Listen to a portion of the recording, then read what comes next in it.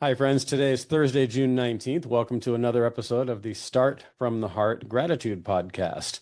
The irony of today's podcast is with me today. If you're watching on YouTube or if you're listening on the other audio platforms, you're going to hear a voice in a moment who is Dr. Allie Taylor.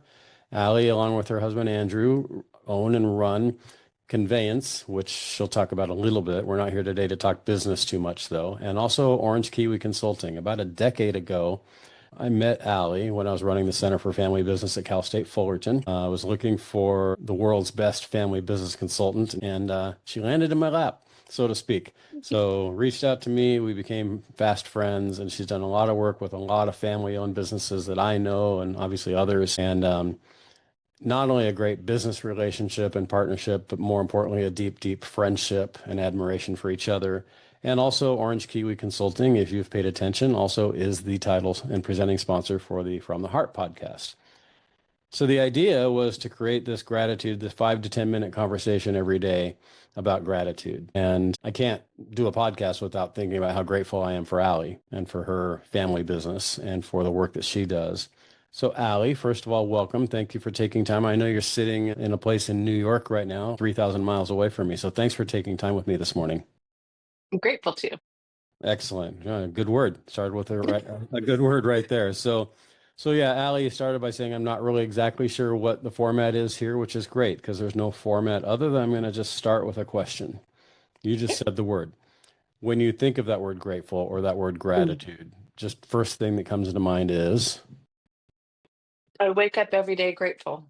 Grateful first for my husband, my family, and to breathe and be alive, even in a chaotic world. what do you think the opposite of gratitude is? Loneliness, Mm, sorrow, wow. disappointment, striving. Hmm.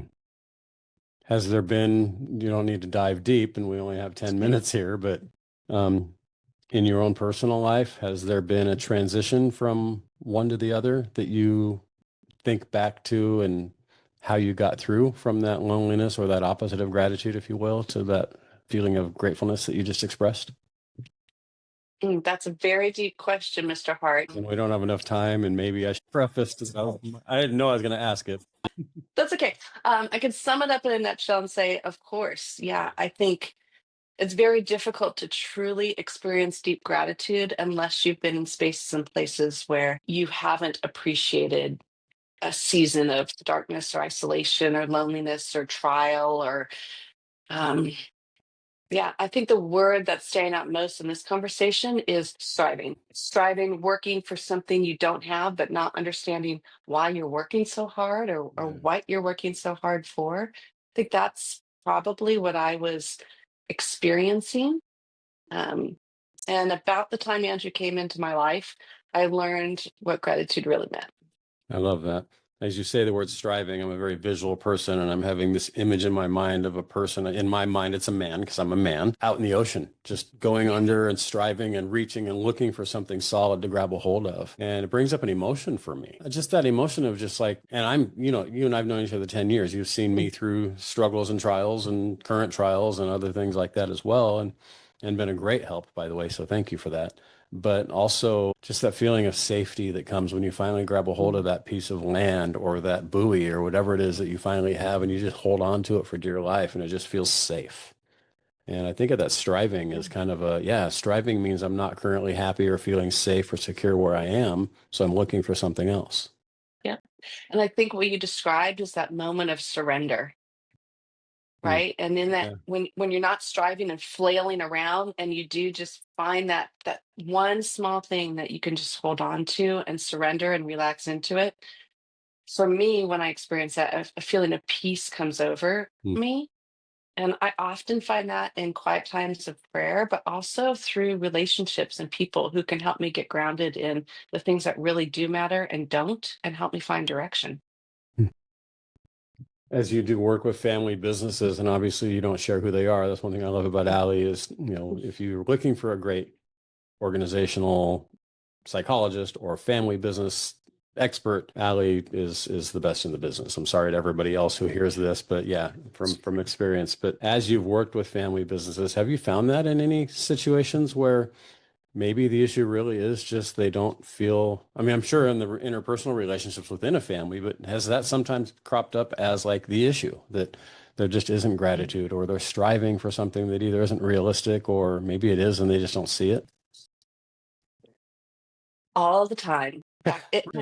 Yeah, probably the most common manifestation is either sibling rivalry or inter-branch rivalry.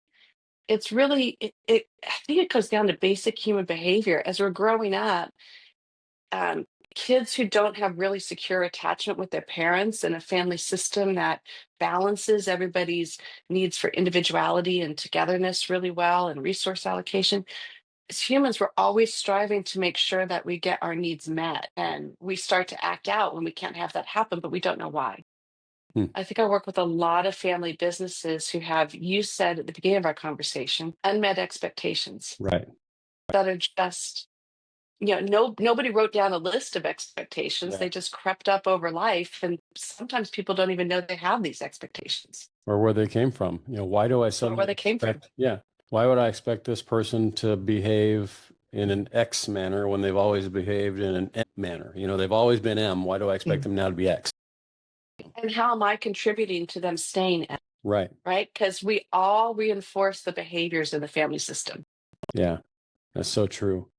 What advice, wisdom, ideas, input would you give to somebody who's watching or listening today that is just not feeling gratitude right now? They're more in the striving and less in the gratitude phase of their life. Just stop.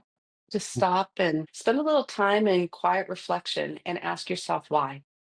Hmm. And when you get the answer to the why, it's the old Toyota thing, right? Go another level down, 5 whys. And by the time you get down to that fifth, well, why does that matter? Okay, it matters because of X. Well, why does X matter? Because of Z. Like once you get down 5 layers, you start to get to what really matters and what doesn't. Yeah.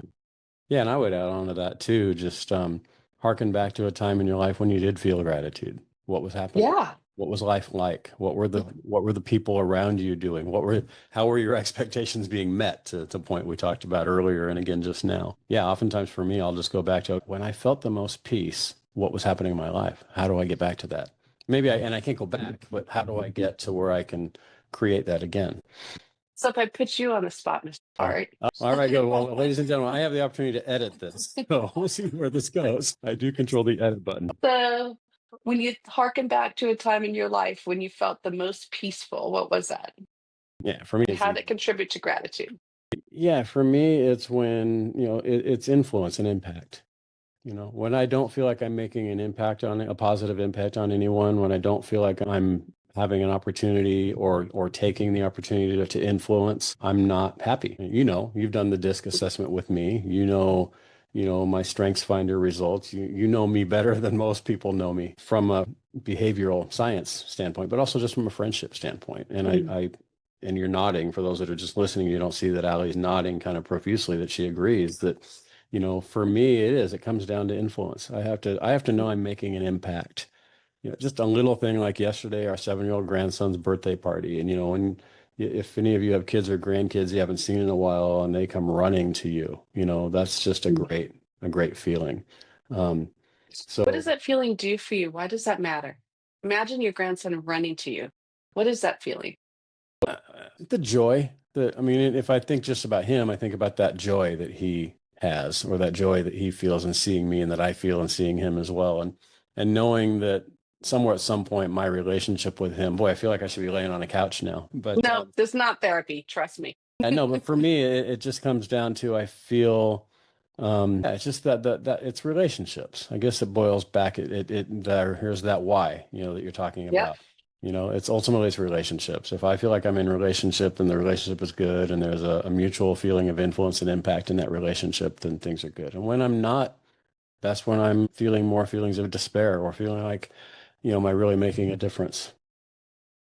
So, If we had more time, we'd go a few more right. whys. We'll leave you Yeah. wanting more, right? Exactly. So, Yeah. so all right, I'll wrap up with this. So, what would make today great? When you lay down tonight at the end of the day and you look back and you say today was a great day, whether there's a consistent thing every day or just today, what needs to happen or what normally needs to happen for you to look back and say this was a great day? Well, you're catching me on a hard day to answer that because it's not a normal day. It's going to be a great day. I get Yeah. to see my best friend that I don't get to see because we live all the way across the country from each other. So I woke up grateful and I'll go to bed grateful because my husband gave me the gift of time with my Hmm. friend. Awesome. All right. Well, we could keep going, but I think this is good. Again, it's Gratitude Podcast. I encourage everybody who listened to this today or who listens or maybe this is your first time. Just I really want us all to stop and think about what are we grateful for? What would make today great? And at the end of the day today, look back. I really just I being a sports guy, I sort of define life in terms of wins and losses. And the very simple question I ask myself every night when I go to bed was, did I win today or did I lose today? And for me, a loss is I didn't make an impact. I didn't build a relationship. I didn't connect with someone I love. So I win most of the time because I get to connect with people I love every day. But yeah, so figure out what it is that makes it a win or a loss for you. And so sounds like today your hashtag winning, as the old term was. Well, Yep. Allie, thank you so much for taking time this morning away from your friend, away from just normal life. You know how important you are to me. The friendship we have is one of the most valuable friendships that I have, and professional relationships as well. So appreciate you very much. Appreciate you as well. And I'm honored. Thanks, Ed. I appreciate it. I hope you all go out and just make it a great day. Like Allie just said, it's going to be a great day. So it's up to us. It's all choice. Amen. Thanks.